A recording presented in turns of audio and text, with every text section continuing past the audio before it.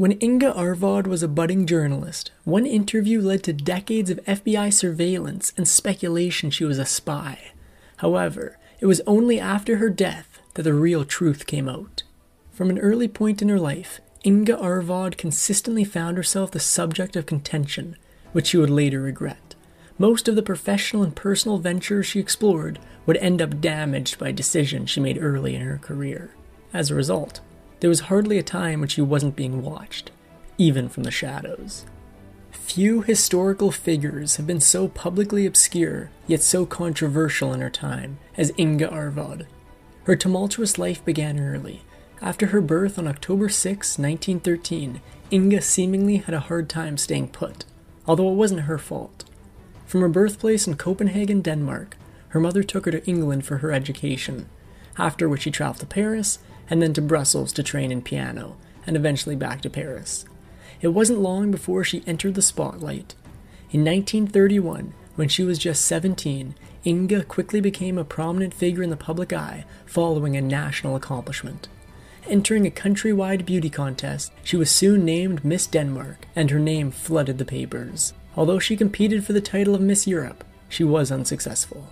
Still, following her win, Inga found no shortage of suitors. That same year, Inga's success in Denmark allowed her to become familiar with many members of society's upper echelon. As a result, she met Egyptian diplomat Kamal Abdel Nabi, and the two married after only 2 months. But the whirlwind romance soon turned into a nightmare. Inga was incredibly unhappy in Egypt, and their marriage was no picnic either. The two divorced in 1933. Free from a miserable marriage, she pursued her passion.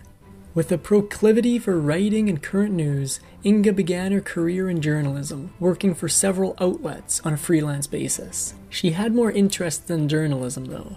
Beyond beauty queen and journalist, Inga added actress to her resume in the mid-1930s. After meeting Hungarian director Paul Fijós, she starred in his 1934 film Flight from the Millions, and would appear in one other movie later in her life.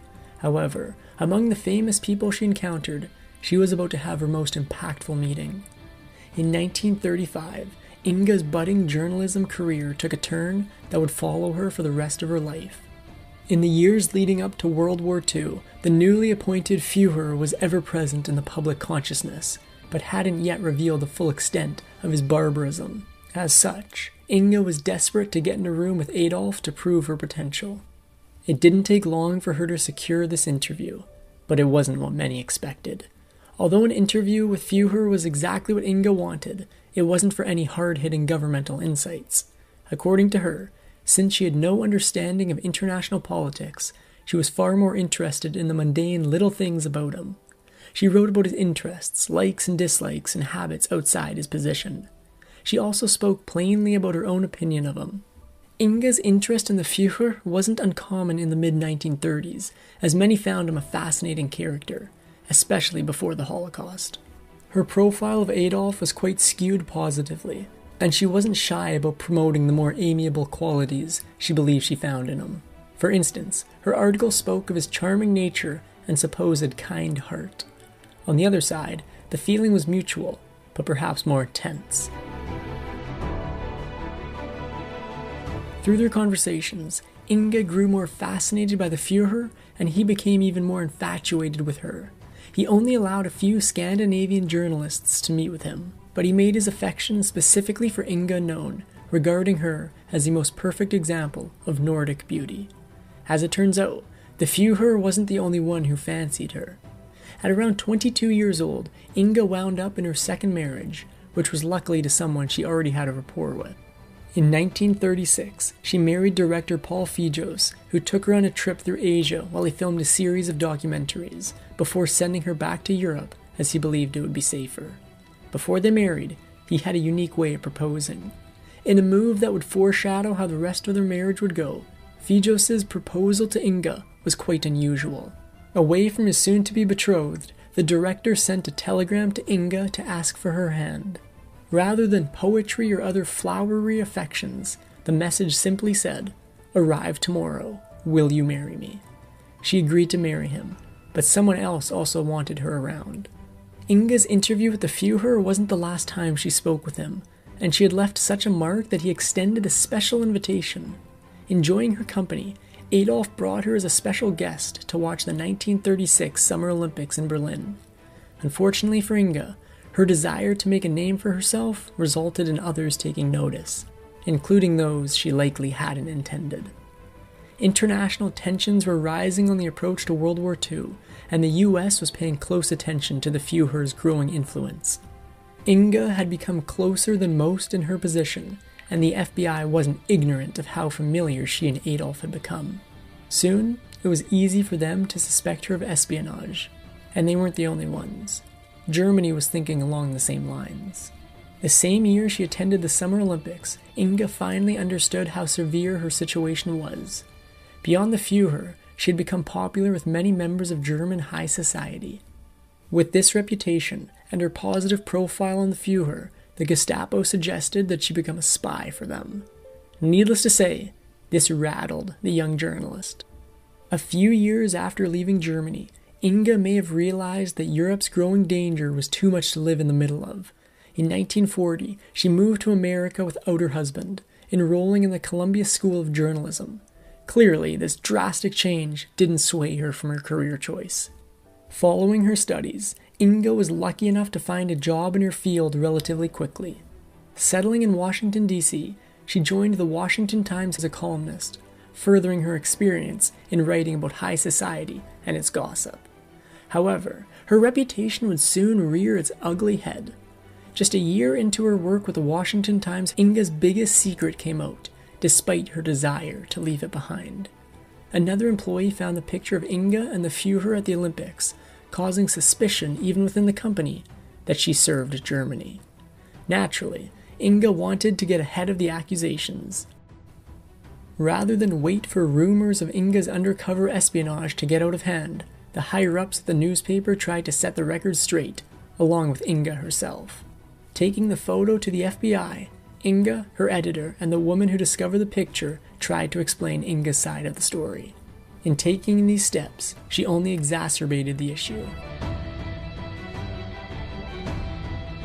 In trying to put the rumors about her to rest, and especially throw the FBI suspicion off, Inga seemingly did the opposite. Following her meeting with the Bureau, the government took an even greater interest in her day-to-day activities. Furthermore, they used more severe measures, such as bugging her apartment and intercepting her mail. While they began watching her more carefully, she made some powerful friendships. While in Washington, Inga roomed with Kathleen Kennedy, one of her co-workers at the Washington Times. Kathleen worked as a research assistant, but was well known in American society as a socialite, and later on, notably as John F. Kennedy's sister. Of course, this led to yet another impactful meeting. Throughout her life, Inga continued to find potential suitors, at times almost too quickly to keep up with. In the 1940s, Inga and her roommate grew closer as friends, and Kathleen eventually introduced Inga to her brother. After meeting JFK, the two instantly clicked, and he especially was taken with her. Spending more time together, they tried to keep their courtship from the public eye. JFK wasn't on the track to his presidency yet, being a young ensign in the American Navy, but his family still held prominence. Beyond this, Inga was married to Paul Fijos, giving both of them reason to keep any romantic entanglements on the down low. A third factor Inga was unaware of was that behind the scenes, the government hadn't forgotten her. Concerning Inga's seemingly mundane life as a new resident of America, many higher-ups in the government and law enforcement were sure it was a facade. Elevating past the attention of the FBI agents, even Director J. Edgar Hoover was certain she was a spy for Germany.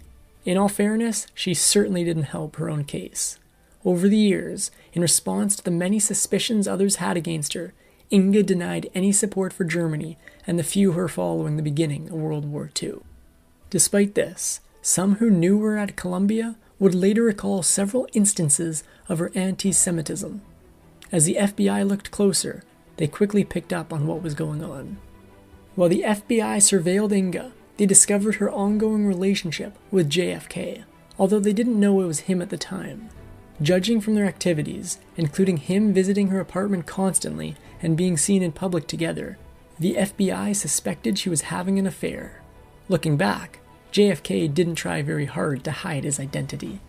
During their investigation, the FBI initially had difficulty figuring out who the new man in Inga's life was. Although they had the description of a thin, young man, the one detail they had that identified him was the name Jack.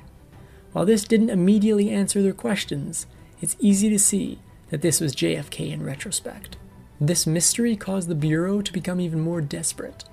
The couple's attempts to conceal the relationship didn't last long, and the FBI eventually caught on.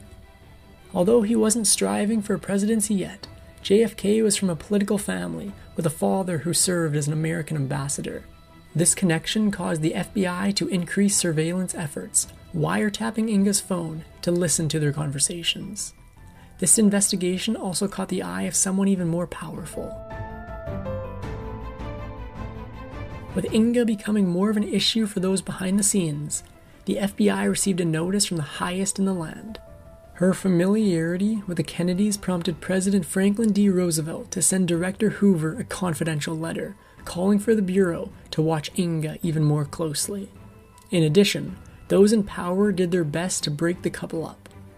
Despite their suspicions, those investigating Inga lacked concrete proof and couldn't legally do anything against her. Instead, they aimed to separate her from JFK to prevent potential espionage attempts. As he was an ensign in the Navy, the job was left to the Office of Naval Intelligence, which relocated him to Charleston, South Carolina, in 1942. This didn't work initially, and the Bureau became more suspicious. During the relationship, Inga became the first person to whom JFK divulged his intentions to enter the world of politics. Of course, this became more widespread knowledge, which only placed a larger target on Inga's back. As a final resort, the government turned to the only man who could end their relationship. Not long after his reassignment, JFK had no alternative but to sort out his priorities. Unable to separate him and Inga through distance, the FBI enlisted the help of the one man with the authority to get the job done, JFK's father. With the combination of a call from Director Hoover and concern for his son's future, Joseph P. Kennedy urged JFK to stop seeing Inga. This spelled the end for them. Although she was unaware of how far the FBI would go to keep an eye on her, Inga hadn't become ignorant of her controversial past.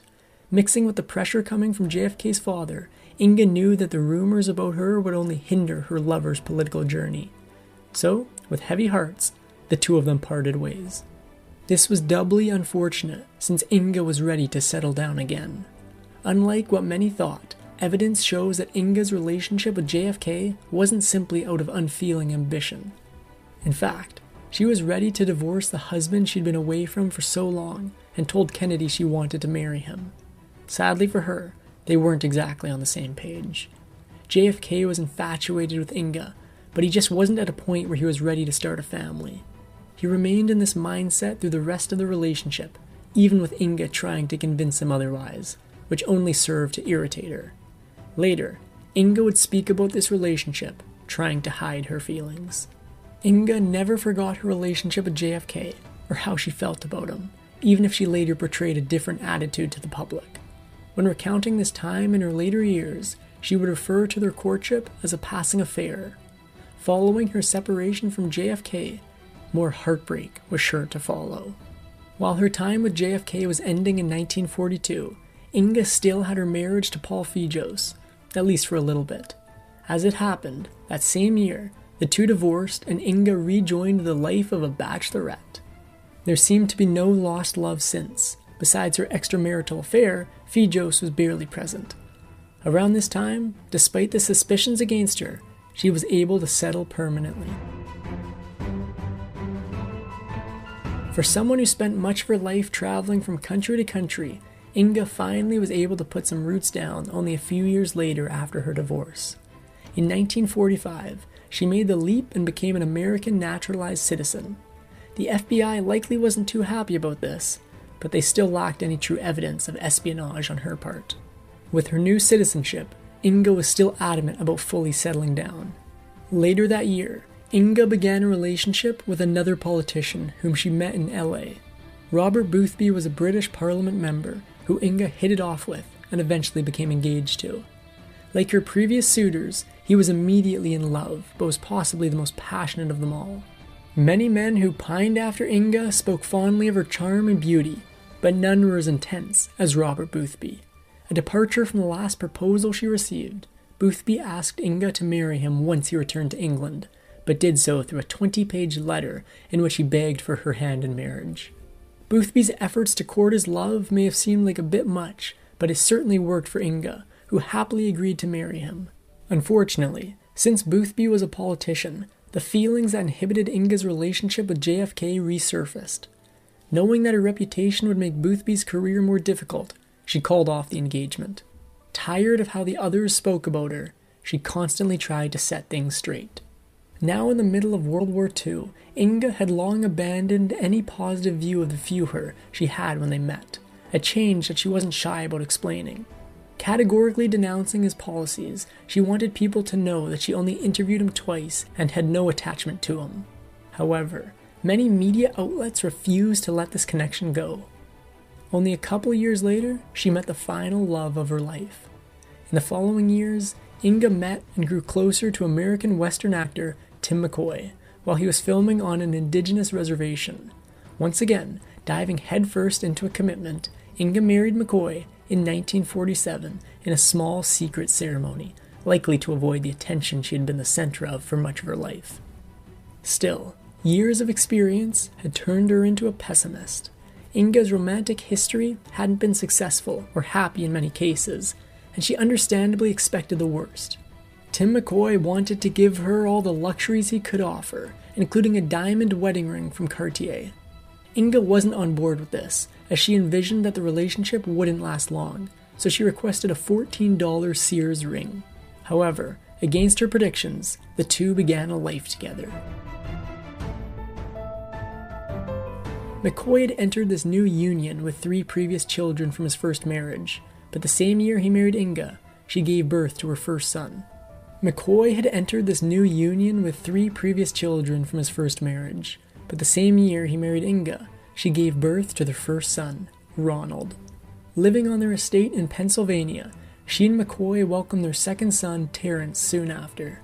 Even then, there was a degree of mystery to her family. When her eldest son, Ronald, was in college, Inga revealed the mystery surrounding his birth. According to her, she was pregnant when she married Tim McCoy, and she implied that he was not the only man in her life at the time. As a result, the identity of Ronald's father was unclear, and Inga believed it could have been either McCoy or JFK. This was only bolstered by the fact that Kennedy remained present in her mind. As Inga later told her son, she and JFK allegedly maintained sparse contact over the years and occasionally reunited. Whether or not this is true, other accounts confirm he never forgot her. In later years, a mutual friend stated that every time he spoke to JFK, the president would ask about Inga with a forlorn endearment. Naturally, Inga was greatly affected by JFK's demise. Although she found happiness with her new family, Inga clearly never let go of her love for JFK. Naturally, this made it all the more difficult when he perished in 1963. According to author Scott Ferris, once Inga heard the news of JFK's demise, she retreated to her room and cried for hours. Eventually, Inga's story concluded. In the later decades of her life, Inga slowly retreated from the public eye, a fact she was undoubtedly happy about. Eventually, she tragically received a diagnosis of untreatable colon cancer. On December 12, 1973, Inga Arvad succumbed to her illness and passed at the age of 60. Following this, her family realized the truth. Authorities and the government had paid close attention to Inga and JFK, but the two weren't always the subject of public gossip. As such, knowledge of their relationship wasn't widely known until after Inga passed and her memoirs became available. Surprisingly, only then did the rest of her family discover this affair and the possibility of Ronald's true father. While this truth may have come to light, some never got their answers. Since the moment she conducted those fateful interviews with one of the most heinous villains in history, Inga never escaped the scrutiny of those accusing her of treachery. That said, the FBI never uncovered any proof of the activity they suspected. While there were several pieces of circumstantial evidence against her, it remains possible that she was simply the victim of a poor reputation. Thanks for watching History Exposé. If you love uncovering the best stories in history, hit like and subscribe to keep exploring with us. Don't forget to visit our main page Factinate for more incredible facts about everything.